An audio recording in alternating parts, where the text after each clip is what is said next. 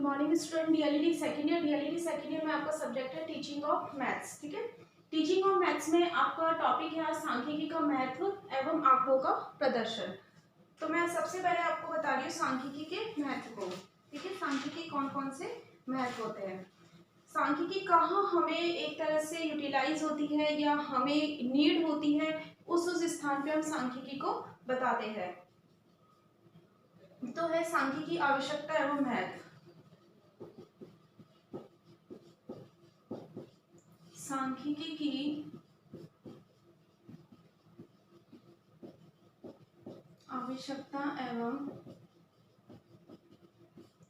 सांख्यिकी की आवश्यकता एवं महत्व। पहला नंबर, राज्य और सार्वजनिक संस्थाओं के लिए, राज्य एवं सार्वजनिक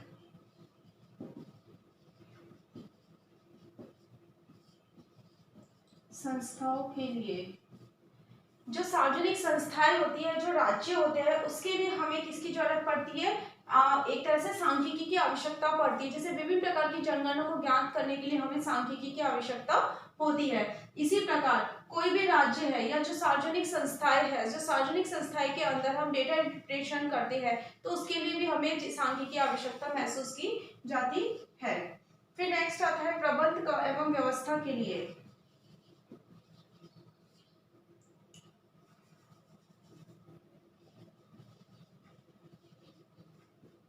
प्रबंध एवं व्यवस्था के लिए,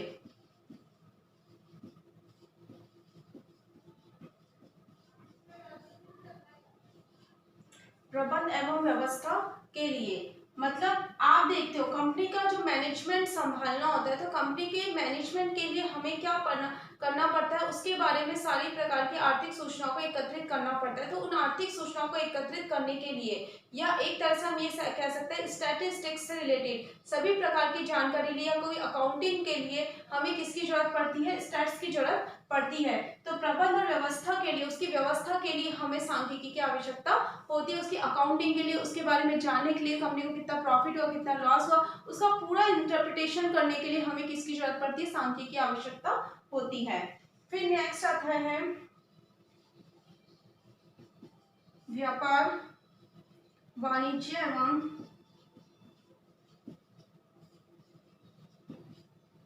उद्योग में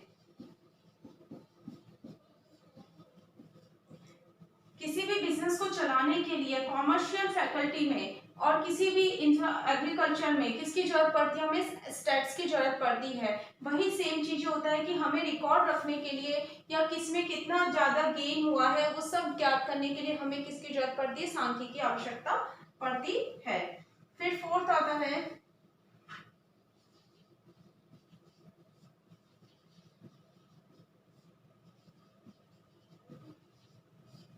बैंक, बीमा कंपनी एवं रेलवे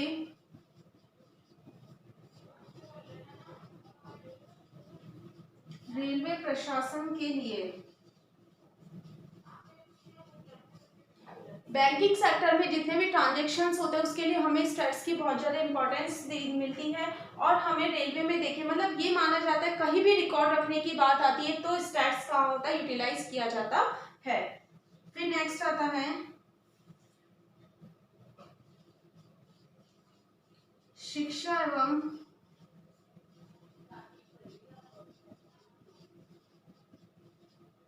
मनोविज्ञान में। शैक्षिक स्तर पर अगर देखा जाए तो आप लोगों के रिकॉर्ड जैसे होता है, फाइलिंग होता है, जैसे एडमिशंस होते हैं, उस टाइम जो सब बच्चों का रिकॉर्ड रखने के लिए हमें स्टैट्स की जरूरत पड़ती है। इसी के साथ मनोविज्ञान में किसी की केस स्टडी हमें करनी है, किसी बच्चे की कोई समस्या है, उसके समाधान के लिए जो हम सारा का सारा डेटा इकट्ठा करते हैं, तो उसके लिए हमें भी सांख्यिकी की आवश्यकता होती है। उसके रिजल्ट के लिए, उसके परिणाम के लिए, उसके विश्लेषण के लिए हमें किसकी जरूरत पड़ती है, सांख्यिकी की आवश्यकता होती है। फिर आता है नेक्स्ट हम चिकित्सा विज्ञान में।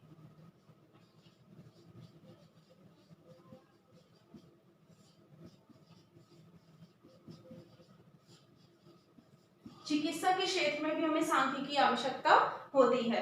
क्यों होती है? क्योंकि आपने खुद ने देखा है वहाँ पे बहुत सारे रिकॉर्ड्स होते हैं, सब तरह के पेशेंट्स होते हैं, उनके रिकॉर्ड को रखने के लिए हमें सांख्यिकी की आवश्यकता होती है। ओवरऑल हम ये कह सकते हैं जिस जिस स्थानों पर जिस जिस क्षेत्र में रिकॉर्ड की बात आती है वहाँ स्टैटिस्टिक्स यूटिलाइज किया जाता है। ये तो आपके थे सांख्यिकी के महत्व या आवश्यकताएं।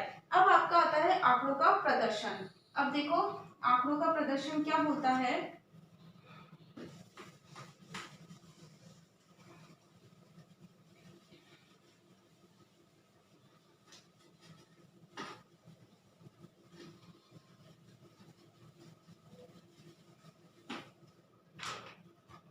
आपको पता है कि जो आंकड़े होते हैं तो आंकड़ों का जो स्वरूप होता है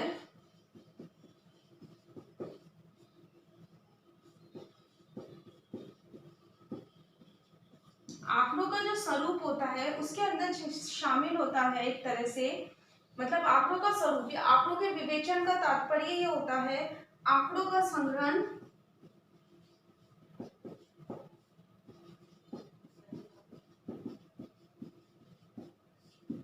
आंकड़ों का संग्रहण, वर्गीकरण,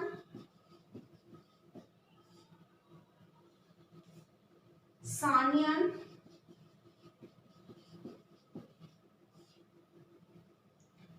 तुलना,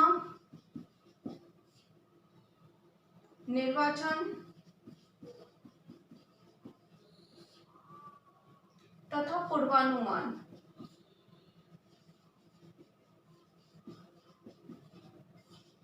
सबसे पहले आंकड़ों का संग्रहण किया जाता है, कौन कौन से डेटा है उसे एकत्रित करके उसका वर्गीकरण किया जाता है और उसके बाद उसे स्टैटिस्टिक्स रूप में सारणीकरण करके उसकी तुलना की जाती है कौन सा बेनिफिट है। तुलना करने के बाद हम उसमें अंतर करते हैं कि हमें अगर ये वाला बेनिफिट है तो इसमें कितना लॉस है कितना प्रॉफिट है, या बच्चे में इतने मार्क्स आए तो इतने बच्चे फेल हुए, वो सारा निर्वाचन करने के बाद उसका क्या करा जाता है, पूर्वानुमान किया जाता है, वापिस से उसकी नई सीट में उसकी कारणों की खोज की जाती है। अब बात आती है, ये तो हो गया सारा मिक्सअप में, अब बात आती है कि हमें एक व्यवस्थित रूप देने के लिए हमें इसके दो प्रकारों को देखा जाता है। इसको व्यवस्थित रूप देने के लिए इसे एक प्रदर्शन करा जाता है, एक प्रदर्शन के माध्यम से इसे क्या किया जाता है, आंकड़ों को जो हमने ये लिया है इसको एक तरह से सिस्टमैटिकली यूज में क्या किया जाता है, सिस्टमैटिकली यूज से किया जाता है। तो आंकड़ों का जो प्रदर्शन होता है वो दो रूप में होता है, आंकड़ों का जो प्रदर्शन होता है वो दो रूप में होता है। तो आंकड़ों के जो प्रकार होते हैं वो हमें दो रूप में मिलते हैं। पहले रूप की बात करें हम तो लेखा चित्रों के माध्यम से, लेखा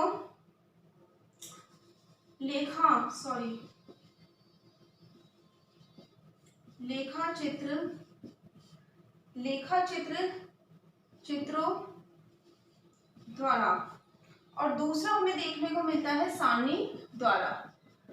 अब हम सारणी की बात करें तो जो हमने मीन मोड मीडियन पढ़ा वो हमने इस तरह प्रदर्शित कर दिया। लेखा चित्रों के माध्यम से हम जो करते हैं उसमें दंड आरेख आता है, आयत चित्र आता है। तो आंकड़ों का जो रेखीय प्रदर्शन होता है वो क्या होता है,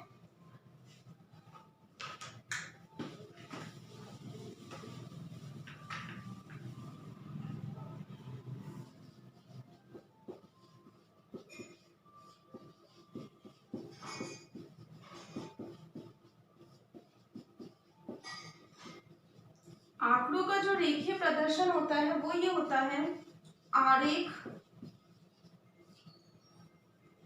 एकत्रित आंकड़ों को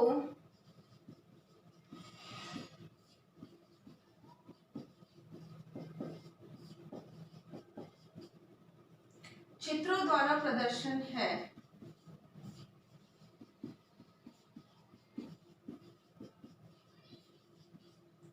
चित्र या सारणी के माध्यम से जब हम करते हैं तो वो एक तरह से माना जाता है आंकड़ों का रेखीय प्रदर्शन। इसके अंदर दंड आरेख और आयत चित्र को महसूस किया जाता है, बनाया जाता है। अब इसके आगे क्या है पूरा वो मैं आपको कल के वीडियो में बताऊंगी। आज के लिए इतना ही।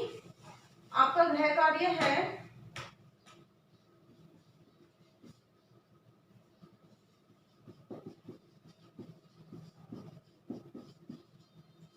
सांख्यिकी के महत्व को स्पष्ट